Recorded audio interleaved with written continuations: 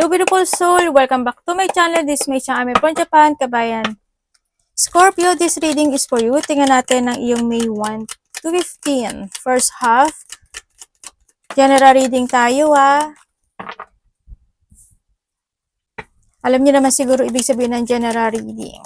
Energy reading tayo. Maraming salamat sa inyong lahat, sa aking mga subscriber, mga bago pasok, sa mga bagong subscriber, sa mga suporta, at sa inyong mga comments, sa mga nag-hypes at hindi nag-skip. Yan.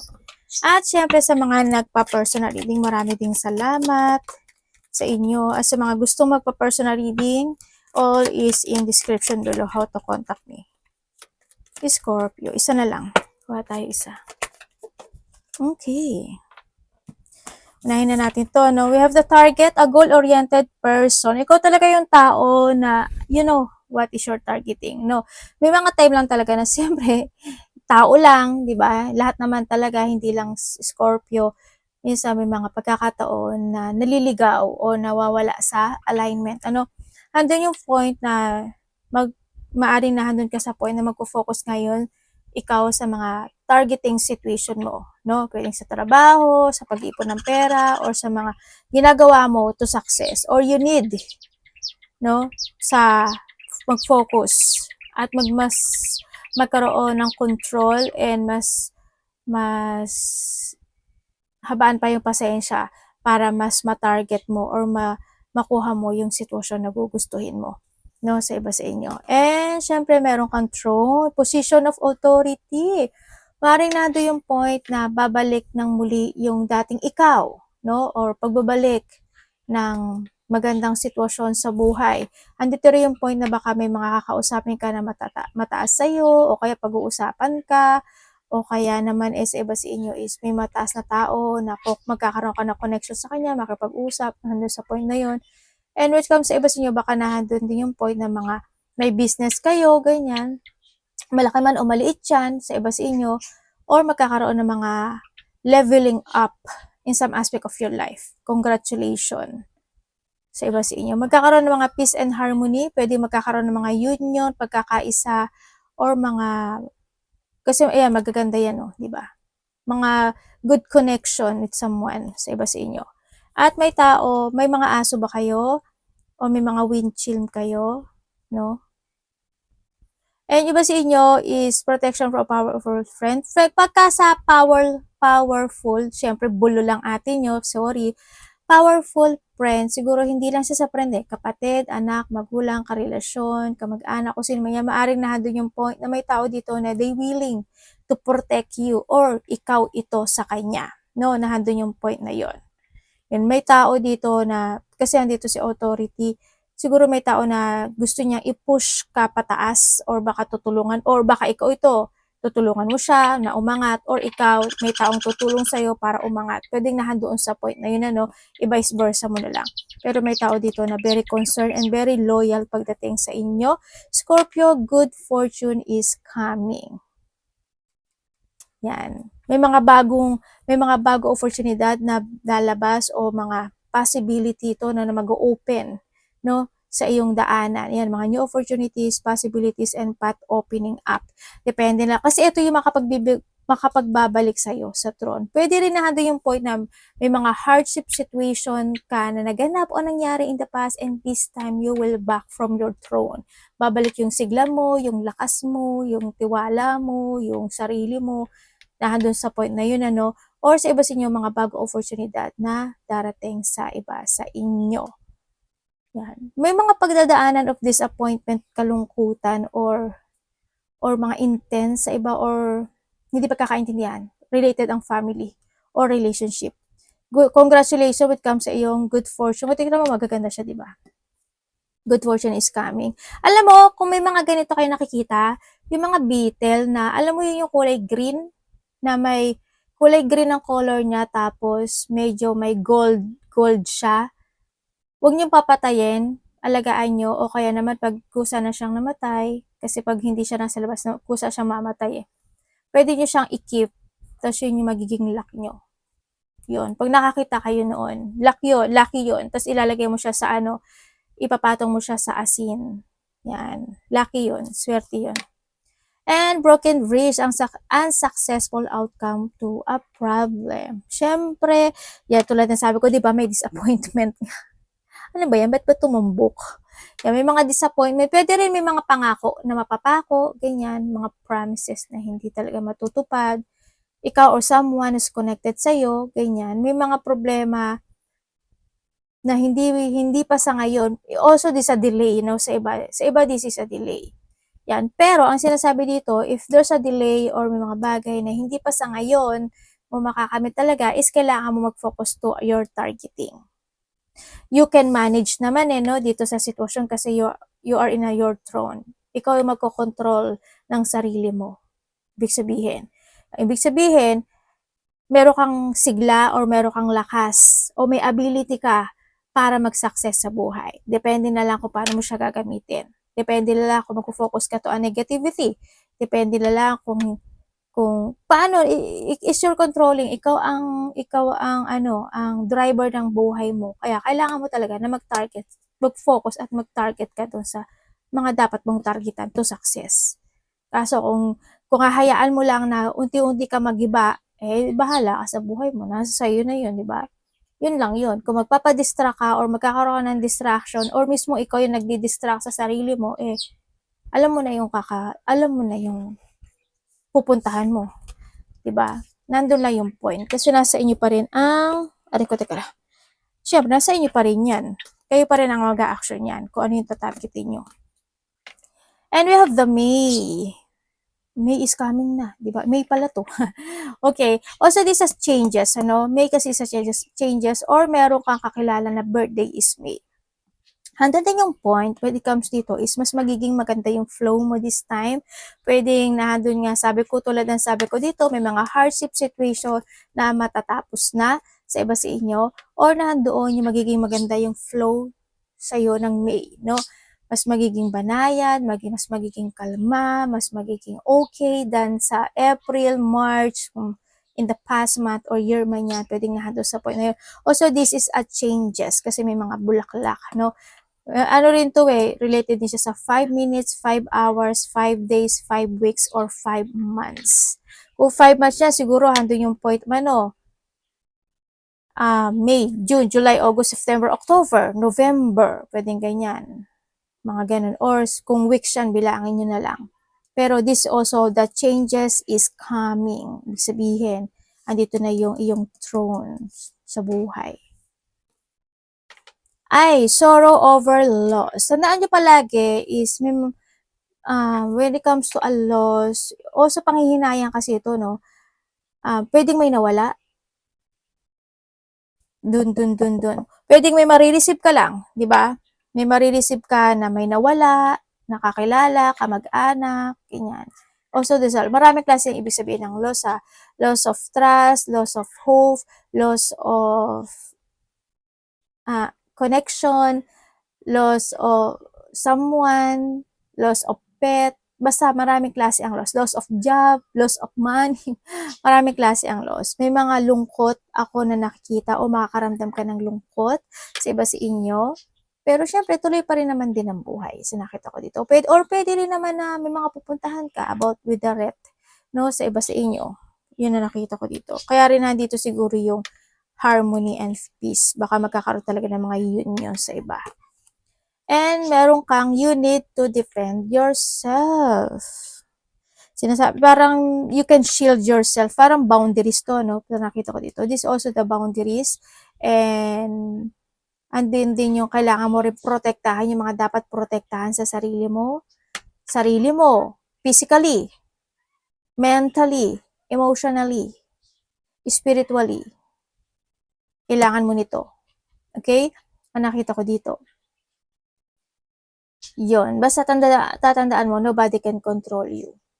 Wala kang dapat sisihin na ibang tao o ng mga tao na sa paligid mo, kundi yung sarili mo. Kasi you are in the throne. Sarili mo yan. Kung saan ka dadali ng paa mo, kung saan ka dadali ng desisyon mo, wala kang ibang dapat sisihin. Kasi sarili mo yan. Kaya sinasabi ito, this is a shield. You need to defend yourself, you need to protect yourself, kailangan mo ng boundaries, and you need to putting a guard. in any situation into your life. Keep fighting lang din in a good and a nice way. No, basta you are more on focusing to yourself. And welcome din dito sa May is pagbabago. Ibig sabihin, may mga bagay o sitwasyon na kailangan mo nang baguhin sa sarili mo. Kaya handun din yung point na nahandito si Shield. Alam ko naman na alam nyo kung ano yon sa sarili nyo, no? And you need to do na lang yan. Kung gusto nyo talaga na umupong muli sa throne at mas maging maganda yung connection. Pwedeng iba rin sa inyo, may mga travel situation, may mga pag-uusapan related to a travel, malayo man yan o malapit, pwedeng nahandin sa point na yon. O kaya naman is may mga pwedeng nasa lugar ka na may mga sakura, ganyan, or may connected sa iyo yung sakura name, o kaya is malapit ka sa mga bulaklak o mabulaklak na place o mga baka malapit ka sa mga sakura, mga ganyan. Bulaklak man yan o sakura. Or pwedeng may mga connected ang flower, hindi ko alam in what way yung flower situation. Pwedeng yung iba dito, kasi we have the broken bridge, pwedeng may mga tao na magiging mabulaklak ang pananalita sa'yo, kaya mag-ingat ka na lang, ano, kasi you are the throne, no? Yan, huwag ka magpapaloko o magpapabola o magpapalinglang. Kung sa mga ano man yan sa mga nilalaro nyo man yan, o kaya naman sa mga pagpipindot ng mga link, mag-ingat na lang din kayo, no? Ay, yun na nga. Tayo dyan. Ayun na nga, Scorpio. Di ba? May nagre-ritual sa iyo. Okay, Scorpio. Sana hindi ikaw ito. Hoping hindi ikaw ito. Kasi masama ito, ha? Kasi this is a karma. Okay? Andito yung sitwasyon na magkakaroon ng mga ceremony. Either may nag-evil eye sa'yo, may nagpa-black magic sa'yo, o may nagsisiromonya, o may nagbubulong-bulong sa'yo. Kumbaga mga palipad hangin ito, no? May mga black magic situation. Tatandaan mo, huwag kayong gagawa ng ganito. Kasi 100% babalik ito sa inyo. Kahit sino pwede gumawa ng ganito. No? Kahit wala kayong kakayahan, pero kasi ang lahat ng tao is may kakayahan, hindi nyo lang alam, pero kaya ng tao, kaya nyo rin yan, pero wag na wag kayong gagawa niyan, no? Andito rin yung pagmamanipulate, ibig sabihin may tao na they want to manipulate the situation, o yung karelasyon niya, o yung mga bagay-bagay, no? Sa iba sa inyo, magkakaroon ng mga pagdidictate, o may mga tao magdidikta sa inyo, or ikaw ang magdidikta. Yan. May taong na magiging sunod-sunuran, o may pagsunod ako na nakikita sa inyo. Andito rin yung point na magkakaroon ka daw ng mga idea na mas magiging adventurous ka this time, or may mga bagay ka na makikipagsapalaran ka sa iba sa inyo. Pwede rin may mga idea ka na naiisip na gusto mo i-pursue. Kaso medyo nahihirapan ka ata at napanghinaan ka ng loob. Pero i-pursue mo yun, ano, yung mga idea mo. Kasi pwedeng yun yung makakatulong sa iyo for your throne to success, no? Kailangan mo lang din siguro dito is the strategy. May mga bagay daw na maaring paplanuhin or kinakailangang planuhin. Ang sinasabi dito. Para sa iyong throne. Para sa iyong target, no? Ang sinasabi dito. And then also is andito rin yung point na may mga mararamdaman ka ni depression. Siguro may mga bagay lang nagugulo sa'yo. Yan, kasi andito si Broken Bridge at si Red. Siguro may mga bagay lang na makapagpapagulo sa isip mo, makapagpapaworry, may mga bagay na mahahata ka sa nakaraan, sa iba sa inyo, mga depression. There's a paranoid situation. Siguro may mga time na mapaparanoid ka, o may tao na magiging paranoid pagdating sa'yo, mga ganong sitwasyon. May tao na paniniwalain ka niya sa kanyang mga sinasabi, or ikaw ito sa kanya. Or pwede rin nahandun yung point na naniniwala ka sa isang sitwasyon na imposible. Parang nandun sa point na yun. Or yung mga naniniwala ka sa isang sitwasyon na marami kasing pwedeng outcome, yung situation na yun sa nakikita ko dito. Yan, basta yun, basta if you want to explore something into your life, okay lang, mas good yun, no? Taking a risk. But kailangan mo rin na magkaroon ka ng mga bagong strategy para mag-success ka sa buhay, o mag-success yung idea mo na yun. Yun ang nakikita ko sa'yo dito. Ang nakikita ko rin sa iba sa inyo is may ano, parang susugal ka sa isang sitwasyon sa buhay. Yan, parang gusto mong sumugal sa isang sitwasyon. Pero sana hindi kayo nagsusugal, no? Sabi ganun eh, no? Yan, may mga bagay doon na gusto mong sumugal, gusto mong sumubok. Yan. Ako nakikita dito. You're doing your fashion. Pwedeng doon sa point na yon or kinakailangan. Kasi dito si Fright.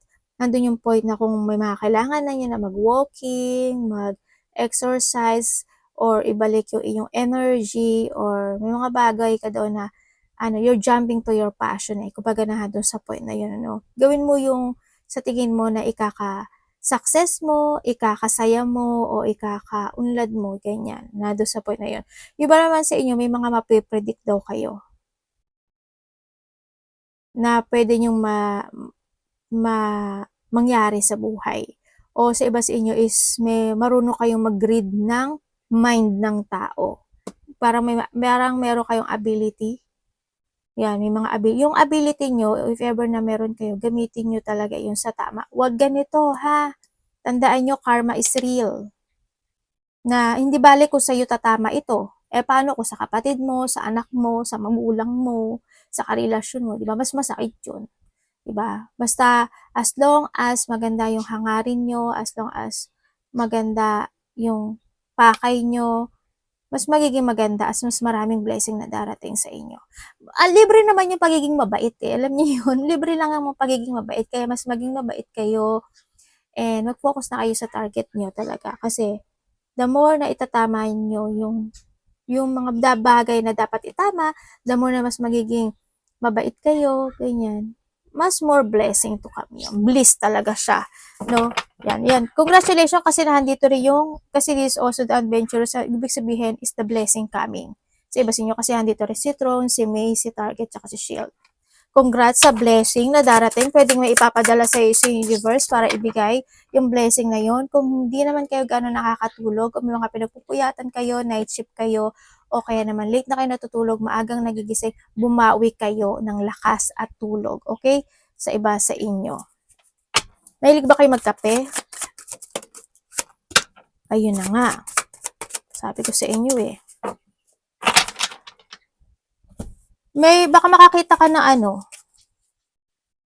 makakita ka ng dito, spider. Ano ba yung spider? Langgaan? Hindi langgam yun eh. Ano ba yung spider? Langgam? Ay, hindi! Ano ba yung spider sa... Engot talaga ate. Basta yun na yun. Ano ba yan? Spider na lang. Pilipino naman ako, di ba? Hindi siya langgam eh. Hindi rin tutubi. Ay, nako bo, ambot. Mamaya, i-research ko na lang.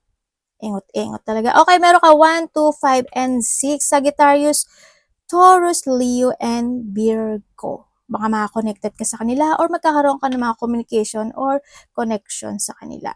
Okay, congratulations. Like I told you, di ba? Sabi ko sa inyo, pag gagawa kayo ng blessing, ay gagawa kayo ng kabutihan sa kapwa nyo at magiging mabait kayo dahil libre lang naman din ang magiging mabait dahil nandito na si Tron, si May, si Target, saka si Shield. Ayan o. Prosperity, jackpot, success, good fortune, di ba? Having plenty, money maker, sudden wealth, accomplishment, fortune, o di ba? Blessing is coming sa iyo. Like I told you, with adventure, may blessing na darating sa buhay mo. Congratulations. Iba sa inyo may mga tatahakin kayo na bagong direksyon o may mga bagong opportunity na darating sa buhay mo. Congratulations, sa iba sa inyo, mas more ka magiging blessed sa nakita ko sa iba sa inyo. Andito rin yung point of may tao talaga. Sabi ko sa iyo ayan may tao na nag-iisip sa iyo ng misfortune or ikaw ito. Sana wag naman. Maari may mga nagba-black magic, evil eye, palipad hangin, o nagsiseremony, or inuusok-usukan ka, o inaanyo-anyunyuhan ka, mga ganyan sitwasyon. Ayan Yan. Sana wag ka yan. Okay, andito rin yung point of magkakaroon ng mga disappointment. Maraming klase ibig sabihin, pero maraming klase ang pwedeng paggalingan ng disappointment. Pwedeng manggagaling ito sa ibang tao or pwedeng manggagaling ito sa sarili mong action o sa sarili mo rin, ano? Yun. Kaya mag-ingat kayo para hindi magkaroon ng disappointment sa buhay. Siguro alam niyo naman ibig sabihin nun. Halimbawa po sa pera. Gastos ka ng gastos, 1,000 na lang ang pera mo, gumastos ka kasi may nagustuhan ka at may nabilhan ka, walang natira sa'yo. At the end, anong mangyayari? Anong mararamdaman mo? Sa next time, wala ka ng panggastos. Madi-disappoint ka sa sarili mo kasi nailabas mo lahat ng pera mo. Ibig sabihin na ikaw ang gumawa na ikaka-disappoint mo.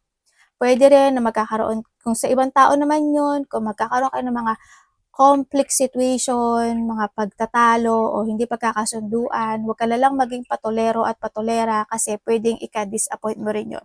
Pwedeng lalaki yung disappointment mo na yon na mag-iwas ka. Okay? Ang sinasabi dito. And also, mag-ingat kayo when it comes to an accident. When it comes to an accident, maraming ibig sabihin. Maraming pwedeng paggalingan. No? Pwedeng may mga accident na pwedeng kamag-anak mo, kapatid mo, or sa iyo. Pwedeng accident na naghihiwa ka ng kutsilyo, naghihiwa ka ng something, ma-accident at matusok ka or mahiwa ka at magdugo. Pwede kung nagda-drive ka, pwede kang mga ganun. Basta may mga accident situation, kaya mag-ingat po kayo, no, sa iba sa inyo. Magdasal kayo bago kayo lumabas, no? Also, may mga recognition situation. Congratulations, may mga parangal, recognition, graduation, mga parties, mga ikaka-happiness situation, ano, yun yung nakikita ko sa inyo. Also, the wealth, and may mga ano daw, may mga patakaran or pangako, something na parang, kung sa iba dito is mga pangako na hindi natupad or nandun yung point na yung mga legacy situation kasi hindi ko alam kung may mga pag-uusapan kayo related sa mga lupa, bahay, territorial, mga ganun o kaya naman sa iba is mga patakaran, no? Na kailangan sundin. May mga ganong sitwasyon sa iba sa inyo. Mag-ingat ka kasi may betrayal. May pagtataksil. Pwedeng ikaw ito or someone who's connected to your life. May mga danger, may mga toxic situation or relationship, mga connection din sa nakikita ko dito. Kaya handito rin si Shield, kaya pinagpoprotektahan niya. May mga unexpected attack situation na pwedeng maganap sa buhay mo. Ibig sabihin, may mga hindi mo aasahan na pwedeng aatakihin ka ng isang bagay o na isang sitwasyon. Ano ba pwede ko example doon? Halimbawa, kaya handito rin kasi si Shield, di ba? Kumbaga is huwag ka masyadong open sa lahat, no? Huwag ka mag-open the book, kumbaga. Kumbaga, kailangan mo talaga ng shield and boundaries and limitation in some aspect of your life kasi pwedeng hindi mo nakikita unexpected na binabackstab ka na noon, niloloko ka, pinagtataksalan ka, mga ganong sitwasyon. O yung mga unexpected attack situation na may napindot ka, ganyan-ganyan, yung pala boom, di ba, na-scam ka. Yan, mga ano lang, mga situation. And also is